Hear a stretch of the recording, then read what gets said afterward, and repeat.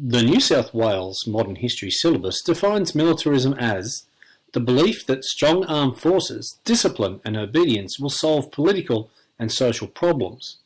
So basically, militarism is the idea that if we have more weapons than you won't attack us.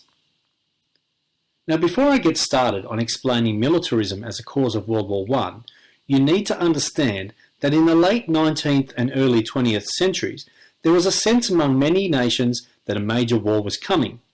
In fact, Kaiser Wilhelm II said, "There will be a racial war, a war of Slavdom against Germandom, with the Anglo-Saxons with whom we are related by common ancestry, religion and civilization building.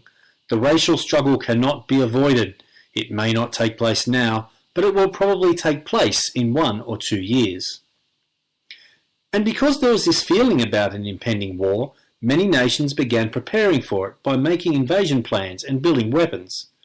As one country built weapons and prepared for war, the other would see and do the same, and when they built weapons it made other countries feel threatened and they built up their arms, and so did the others, and then the original countries thought, well, now that the others are strong, I'd better become stronger.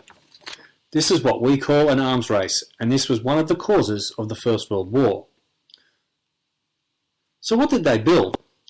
Well, the Russians, who were known as the poor man of Europe, was the least industrialised of the major powers and was working hard to catch up.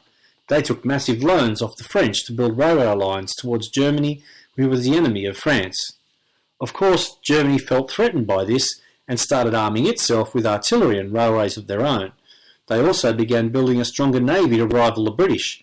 They also developed a plan for when war broke out. This was called the Schlieffen Plan, and we'll talk more about this later in the course. Now, because the Germans began building a stronger navy to rival the British began building up their navy and supporting France, and France, well, they developed Plan 17. Not as fancy as the Schlieffen Plan, but a plan nonetheless, and they fortified their border with Germany and were also preparing for war. So basically, the European powers had developed a bunch of new weapons and built a bunch of railway lines to transport troops and build up a massive stockpile of weapons, and well, nobody seemed to trust each other, and the idea of militarism just made war even more likely. I mean, what's the use of having a whole heap of weapons if you aren't going to use them? Created using Powtoon.